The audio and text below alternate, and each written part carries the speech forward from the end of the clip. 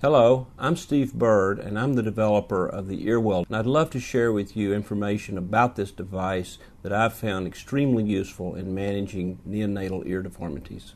My interest in molding began back in the late 1980s when we were dealing with cleft deformities that had to be molded, and I learned at that time that I could actually shape and reshape the ear. The Earwell device is important today because we've recognized that neonatal ear deformities are very common. They occur in the range of 35%, and we know that if we get to them early, we can give normal shape to these children.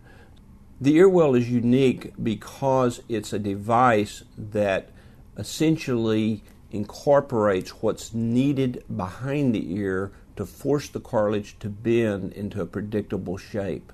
Not only a predictable shape, but an aesthetic shape. It also has a shell component anteriorly that encourages the final folds that we recognize when we see the ear.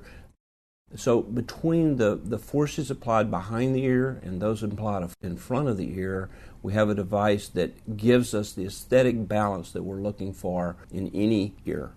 The Earwell will give us a predictable aesthetic outcome in the shortest period of time that is possible. So we're really looking at a period of treatment that is roughly 4 to 6 weeks. I'm excited about the Earwell because it gives us an alternative to traditional medical recommendations. Those recommendations we've all made are to say to the parents that, oh, these things will get better, they will unfurl, and the baby will outgrow the deformity. All of us who've dealt with children know that this is not absolutely true, and in fact, with recent studies, it is seldom true. So the reality is that the alternative for these kids is surgical treatment.